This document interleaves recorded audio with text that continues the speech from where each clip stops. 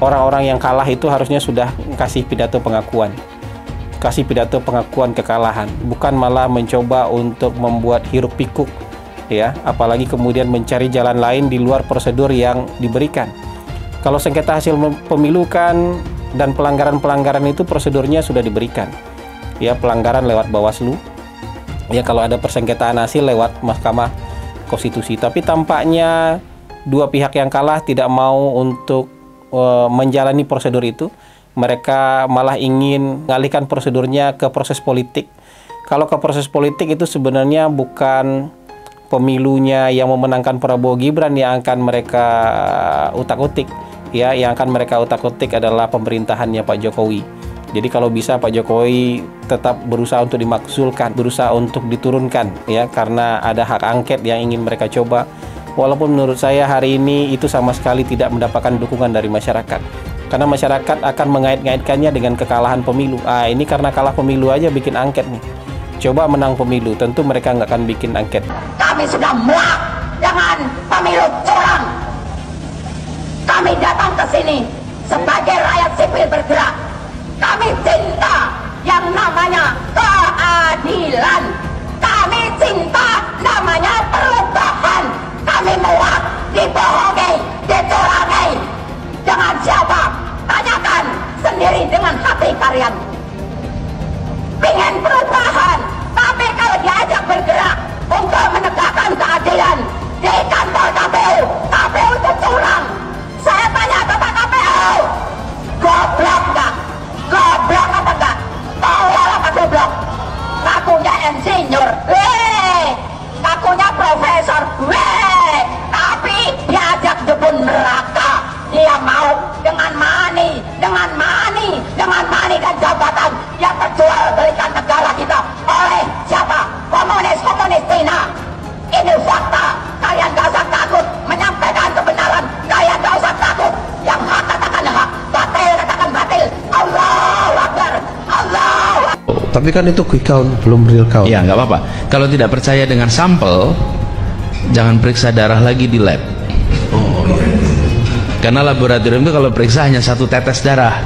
Kalau kita tidak percaya untuk mengetahui keseluruhan darah yang ada mengetahui. Tapi kalau kita tidak percaya dengan satu tetes darah, maka sedot seluruh darah. Iya, yang pertama saya ingin menyampaikan terima kasih kepada partai pengusung, pendukung, seluruh masyarakat dan relawan ya atas hasil quick count-nya. Tapi biasanya kalau quick count yang seperti ini kan ada yang nanti tidak setuju kan. Oh, jangan diklaim dulu lah. Kalau menang, tunggu real count. Maka saya ingin menyampaikan terima kasih juga terhadap seluruh aparat yang sudah menjaga dan yang ada di sini sangat baik sekali begitu sehingga Jawa Tengah aman ya. Tahap pertama adalah tahap di mana satu kemenangan berdasarkan quick count. Yang kedua adalah apa yang ada di real count nanti. Maka apapun namanya deklarasinya ada deklarasi quick count dan deklarasi real count. Banyak yang kebakaran jenggot nih karena Prabowo Gibran menang telak sekali putaran. Saking gak terimanya, semuanya tuh pada nuduh curang. Bilang rip demokrasi lah, selamat datang rezim otoriter lah, bilang inilah, bilang itulah. Sorry to say ya, kubu 01 sama 03 yang gak terima kekalahan harus denger nih nasihat dari Pak Mahfud MD. Kata Pak Mahfud MD, orang yang takut kalah itu selalu menyerang. Semua pemilu dituduh curang oleh yang kalah. Intinya kalau kalah mah kalah aja. Mereka yang kalah akan cari 1000 pembelaan untuk menolak kekalahannya. Ingat, jujur atau curang itu subjektif. Yang kalah selalu merasa dicurangi. Tapi kemenangan itu objektif. Begitu juga dengan kekalahan. Ya udahlah, yang kalah terima aja. Dan semua yang pelaku curang wajib didiskualifikasi. Audit KPU, audit ketua KPU, audit anggota KPU, audit sistem KPU. Temukan siapa pelaku pidana, tangkap dan hukum. Baru kita pikirkan pemilu ulang. Kalau tidak ada audit KPU, tidak ada audit ketua KPU, maka kita wajib menolak apapun hasil dari yang diputuskan oleh KPU. Siap lawan, siap lawan, siap lawan, Allahu Akbar. Menyikapi perhitungan suara pemilu, kami sampaikan hal-hal sebagai berikut. Memprotes keras deklarasi pemenangan 02. Kedua, mendesak kepada yang berwenang untuk mendiskualifikasi Prabowo Gibran sebagai paslon 02 pada Pilpres 2024. Pemunculan nama Gibran Rakabuming Raka sebagai calon wakil presiden 02 yang dilakukan melalui rekayasa hukum yang sangat memalukan dan langsung disambut oleh KPU tanpa lebih dahulu menunggu revisi peraturan KPU telah nyata-nyata telah mengkhianati konstitusi.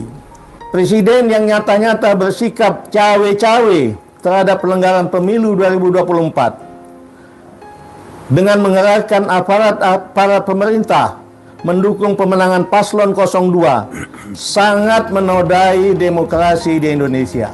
Kami mendesak Presiden Joko Widodo dan semua penjabat yang telah merusak demokrasi dan hukum Indonesia secepatnya mundur atau dimakzulkan. Seharusnya pemilu diulang sampai Anies menang.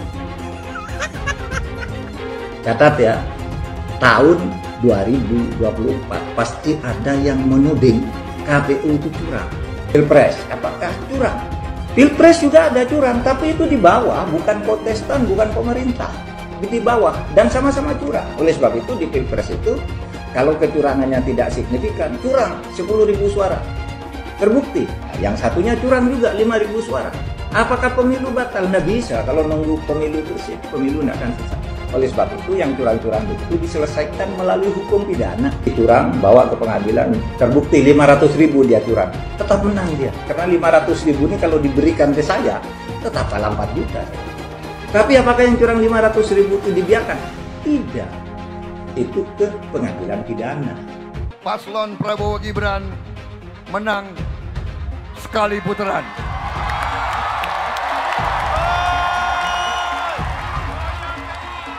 Kita tidak boleh sombong.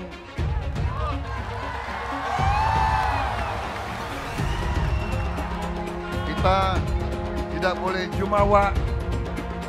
Kita tidak boleh euforia. Kita tetap harus rendah hati.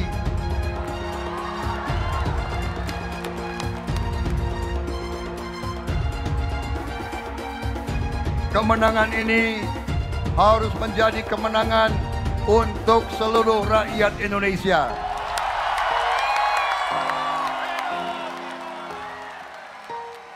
Prabowo, Gibran, dan seluruh koalisi Indonesia Maju, kami akan merangkul semua unsur dan semua kekuatan.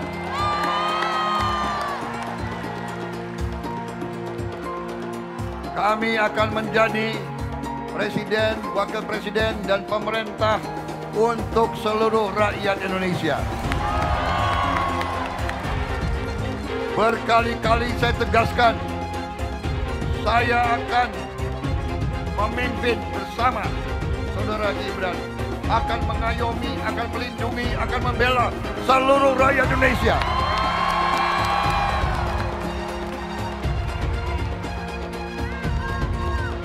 Apapun sukunya, apapun kelompok etnisnya, apapun rasnya, apapun agamanya,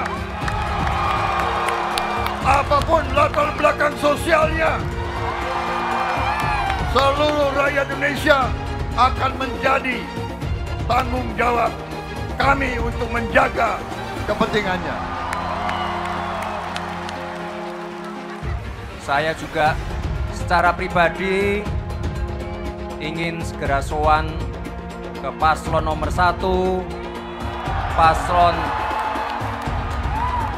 paslon nomor 3, karena sekali lagi Bapak Ibu, kita semua bersaudara. Kita semua bersaudara. 3 bulan yang lalu saya itu bukan siapa-siapa Bapak Ibu sekalian.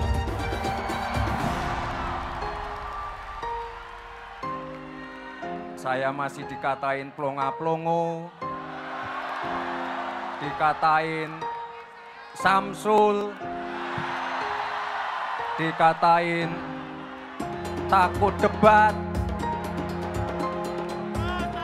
Tapi yang jelas ini berkat dukungan, doa Bapak Ibu semua, saya dan Pak Prabowo sekarang sudah ada di sini.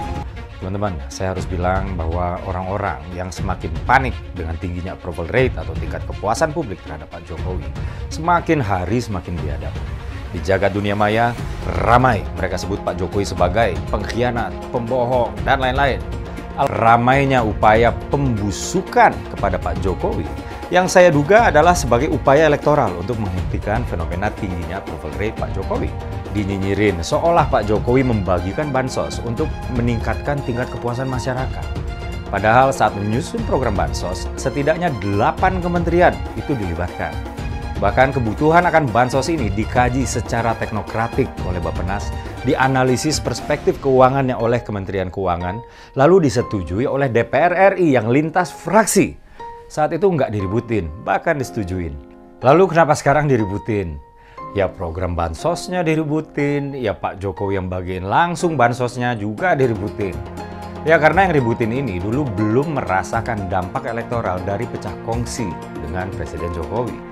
Ketika dampak tersebut udah dirasain, mereka sibuk menyerang Pak Jokowi dengan membabi buta. Jangan hanya karena adanya korelasi negatif antara kepuasan rakyat terhadap kinerja Pak Jokowi dan elektabilitas si Copras-Capres, maka terkesan takut kalau Pak Jokowi dicintai rakyat.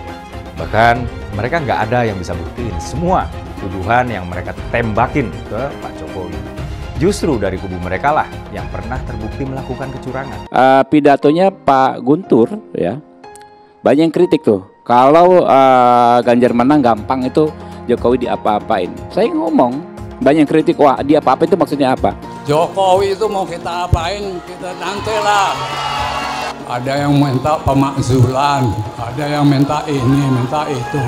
Sudahlah, menangkan dulu Ganjar Pranowo Mahfud MD sebagai Presiden Republik Indonesia dan Wakil Presiden Republik Indonesia 2024. Kalau Ganjar dan Mahfud sudah jadi Presiden dan Wakil Presiden, Presiden punya hak prerogatif, gampang itu. Jokowi mau diapain, nanti terserah. Banteng-banteng yang dilukai. Siapa yang melukai? Jokowi.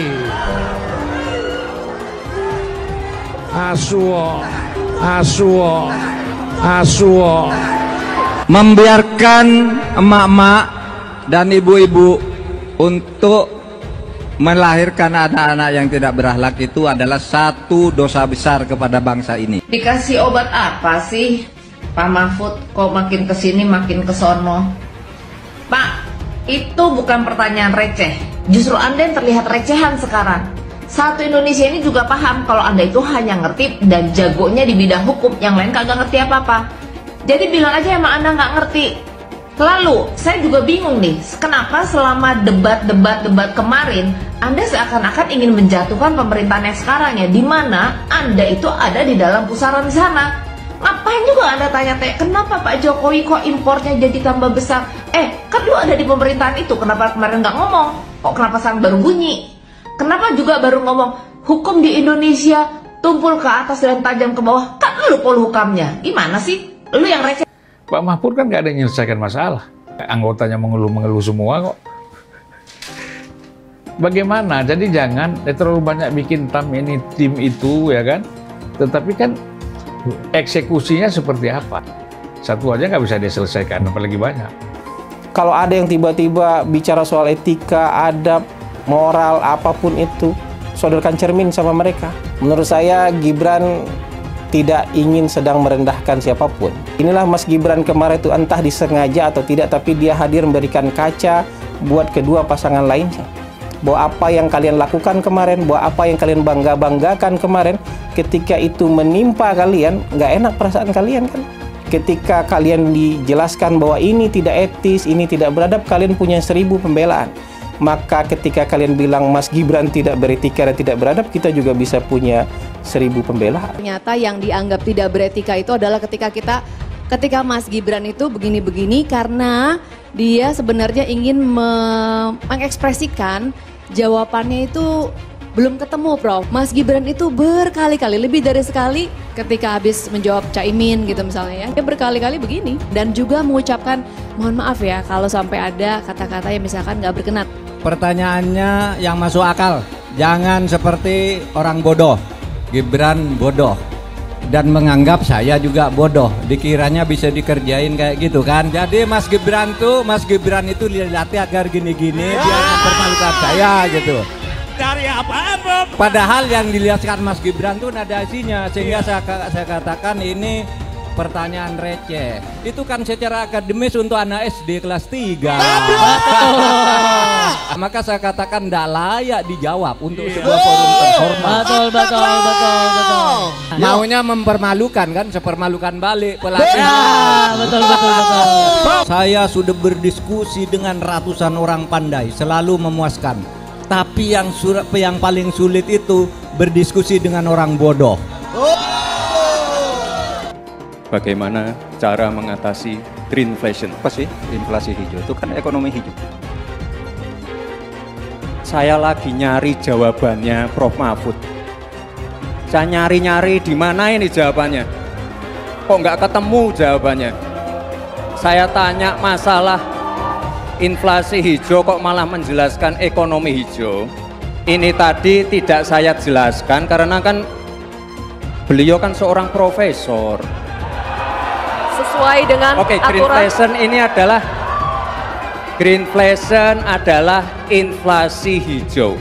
Sesimpel itu. Saya juga ingin mencari itu jawabannya ngawur juga itu.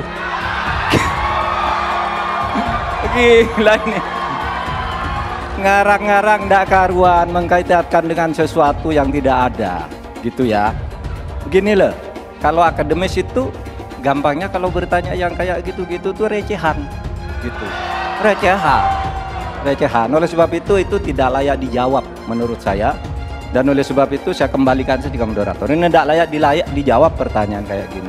Tidak ada di jawabannya. Sepertinya Prof. Mahfud agak ngambek ya. Soalnya saya sudah 2 kali memberikan pertanyaan yang sulit. Carbon capture, greenflation, selalu dikomenin pertanyaan receh. Ya kalau receh ya dijawab Pak, gitu loh. Segampang itu. Saya mensyukuri kenapa kalah, kenapa ditahan. Saya bersyukur atas itu semua. Saya coba bayangkan ya, kalau seandainya waktu itu kita menang gitu ya, hari ini belum tentu kita bisa nikmati seperti ini. Kita bersyukur 5 tahun Tuhan izinkan kasih ke orang yang pintar ngomong untuk kerja. Coba kalau kita bayangkan gitu ya, kalau kemarin saya masih jadi gubernur, ini saya udah turun ini. Tapi yang pintar ngomong itu dikira orang hebat kan? Ini lebih berbahaya tahun 2024, langsung ketahuan karakternya. Langsung ketahuan itu. Di saya juga ada kutipan Pak di kamar saya Pak. Tulisannya, Jakarta telah mengambil keputusan yang fatal. Jangan hanya konsentrasi pada pembangunan benda-benda mati yang indah difoto dan bisa ditunjukkan dalam 5 tahun hasilnya. Kalau kita mau menilai sebuah janji, maka lihat janjinya atau lihat kenyataannya. Dulu janjinya apa ya? Dan ini aneh, betul-betul aneh. Ini bukan kampanye, tapi saya sampaikan di sini. Di satu sisi menyiapkan jalur-jalur air untuk dikirim ke laut, di sisi lain di lautnya dipasang dengan pulau reklamasi, tinggal tunggu waktu jadi rob, air balik. Dan ini melawan sunatullah. Kenapa? Air itu turun dari langit ke bumi, bukan ke laut. Harusnya dimasukkan ke dalam bumi, masukkan tanah. Di seluruh dunia air jatuh itu dimasukkan ke tanah. Bukan dialirkan pakai gorong-gorong raksasa ke laut. Jakarta telah mengambil keputusan yang fatal. Bukan banjir, itu memang parkir air. Bukan banjir, itu memang parkir air. Masyarakat berkeliling dengan membawa toa untuk memberitahu semuanya, termasuk sirine. Ibon 82 miliar. Apa alat transportasi yang dimiliki oleh hampir setiap orang? Alat transportasi yang dimiliki semua orang adalah kaki. Kalau seandainya orang Jakarta percaya Pak Anies jadi gubernur pun, Saya berani jamin kok dia akan lakukan normalisasi yang sama seperti saya lakukan kok. Gak usah bohong lah. Ketika air sampai di muara, maka siap untuk dipompa ke laut. Pancasila Soekarno, ketuhanan ada di pantai. Anak Tuhan dari mana? Kalau Yesus anak Tuhan, bidangnya siapa? Besok di seluruh wilayah Indonesia kami katakan dan iblis hanya menggoda orang yang beriman. Makanya jarang-jarang orang kafir kerasukan setan. Yang kerasukan setan itu orang baik-baik. Jarang, saya belum pernah nengok Cina kerasukan setan. Pernah tak Ahok itu kerasukan setan? Enggak, setannya juga pernah. Karena sesama setan dilarang saling menggoda. Karena di salib itu ada jin kafir. Karena di salib itu ada jin kafir. Karena di salib itu ada jin kafir. Haleluya.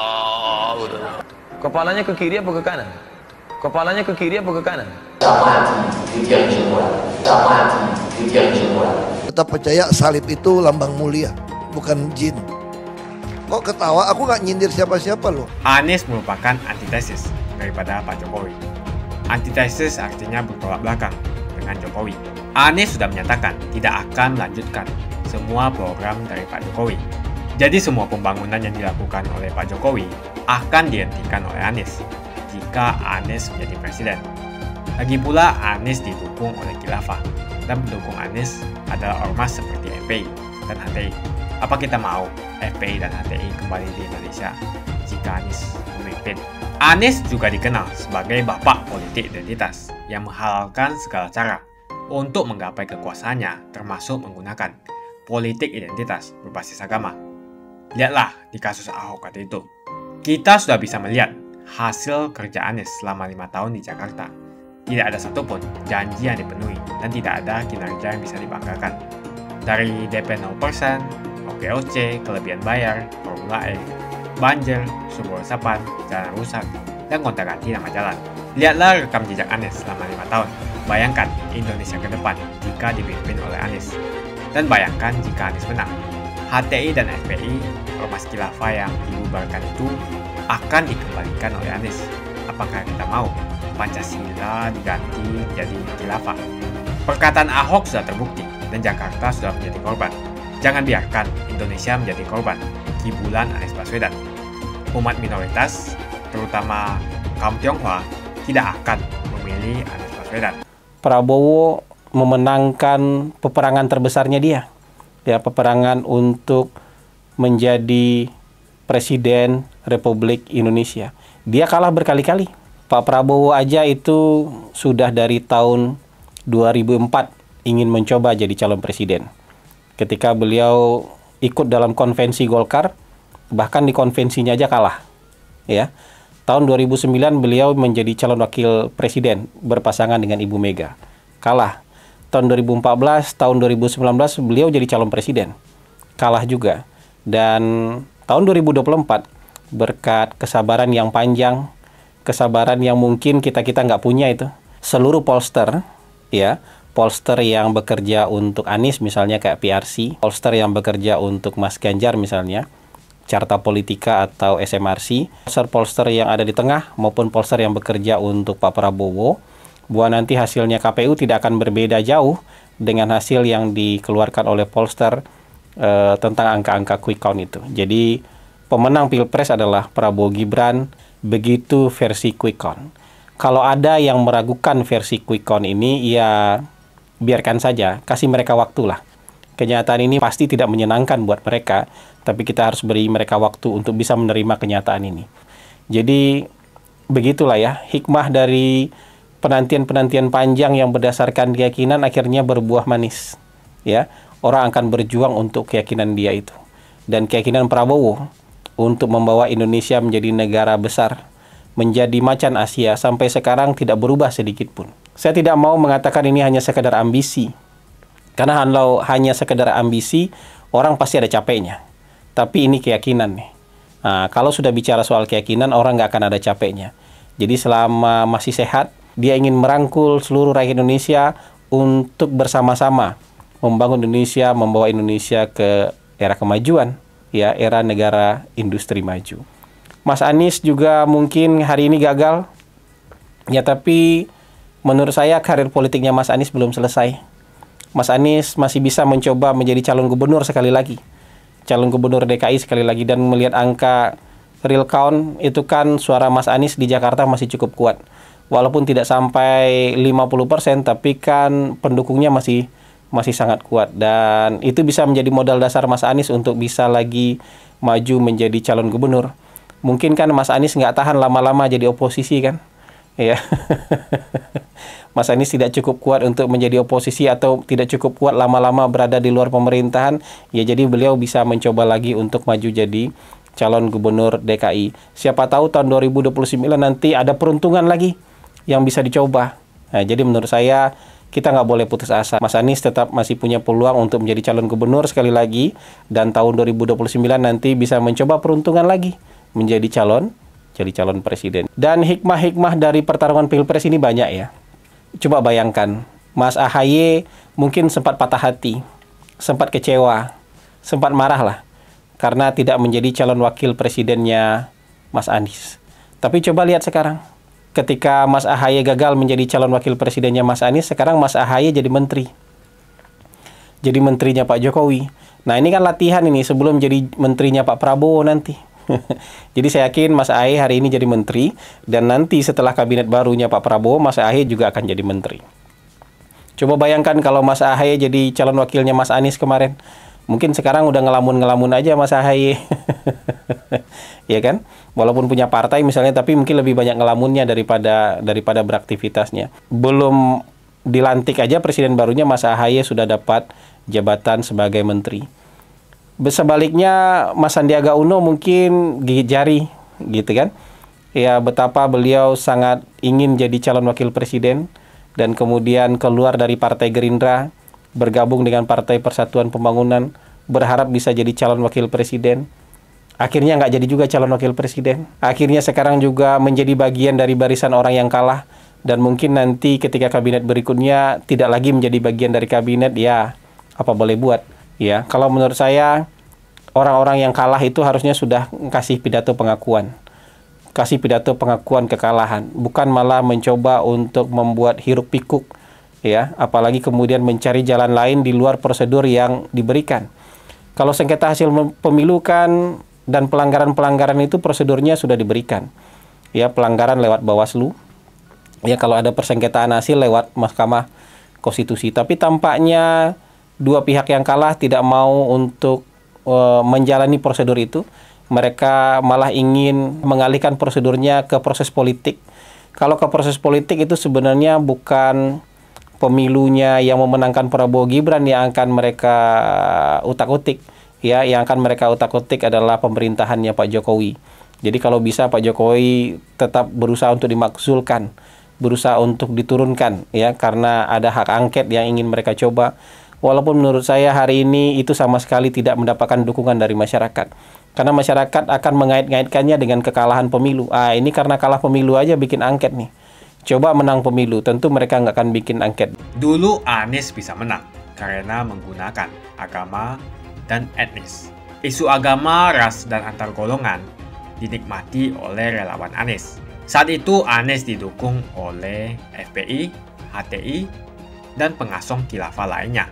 Pada akhirnya Ahok harus kalah, namun kekalahan dia adalah kekalahan yang membuka mata rakyat Indonesia bahwa masih ada orang-orang yang menang dengan cara menggunakan politisasi agama atau politik identitas berbasis agama. Ternyata banyak sekali orang yang dengan mudah terhasut lewat jalan-jalan seperti itu. Relawan Anies terutama dari FPI, HTI, PA212 seperti Bahar Smith dan Rizik Syihab selalu menghujat Cina, etnis Cina. Tapi saat ini negara Cina sudah menjadi nomor 1 di dunia. Saya bangga sebagai Cina. Etnis Tionghoa dicap sebagai pemberontak, sedangkan etnis Arab dianggap sebagai Tuhan atau tuan dari pribumi. Etnis Arab dipuja-puja dan dianggap sebagai dewa. Lihat saja Rizik Syihab dan Bahar Smith dipuja-puja, padahal mereka mengujar kebencian. Pengasong khilafah seperti Rizik Syihab, Bahar Smith, dan teman-teman, mereka hanya buat gaduh di Indonesia. Sedangkan negara yang mereka sanjung-sanjung itu, Arab Yaman, masih belum maju dan masih terbelakang. Saya percaya Indonesia dengan mayoritas pribumi juga akan menjadi negara maju. Seharusnya Arab Yaman belajar dari negeri Cina. Seperti kata kitab suci, belajarlah sampai ke negeri Cina. Anies dan juga pendukung Anies seperti Rizik Syihab, Bahar Smith, dan kelompok-kelompok HTI dan FPI harus belajar ke negeri Cina supaya tidak lagi melakukan kelebihan bayar. Yang jelas saya memilih pribumi, bukan yang dari Yaman. Ganjar jelas pribumi, nasionalis, dan pasti akan melanjutkan visi dan misi dari Pak Jokowi. Suara Ahok merepresentasi warga minoritas, dan etnis Tionghoa mendukung Ganjar Pranowo. Ahok pasti akan mendukung Ganjar, karena Ahok anti radikalisme. Ahok yang jelas tidak akan mendukung Anies Baswedan, karena Anies Baswedan didukung oleh kelompok khilafah, HTI, dan FPI, ormas terlarang itu. Anies merupakan antitesis daripada Pak Jokowi, dan diragukan kenasionalisannya, apalagi pribumiannya. Antitesis artinya bertolak belakang dengan Jokowi. Anies sudah menyatakan tidak akan melanjutkan semua program dari Pak Jokowi. Jadi semua pembangunan yang dilakukan oleh Pak Jokowi akan dihentikan oleh Anies jika Anies menjadi presiden. Lagi pula Anies didukung oleh khilafah, dan pendukung Anies adalah ormas seperti FPI dan HTI. Apa kita mau FPI dan HTI kembali di Indonesia jika Anies memimpin? Anies juga dikenal sebagai bapak politik identitas yang menghalalkan segala cara untuk menggapai kekuasaannya, termasuk menggunakan politik identitas berbasis agama. Lihatlah di kasus Ahok kali itu. Kita sudah bisa melihat hasil kerja Anies selama 5 tahun di Jakarta. Tidak ada satupun janji yang dipenuhi dan tidak ada kinerja yang bisa dibanggakan. Dari DP 0%, OKOC, kelebihan bayar, Formula E, banjir, sumber resapan, jalan rusak, dan gonta-ganti nama jalan. Lihatlah rekam jejak Anies selama 5 tahun. Bayangkan Indonesia ke depan jika dipimpin oleh Anies. Dan bayangkan jika Anies menang.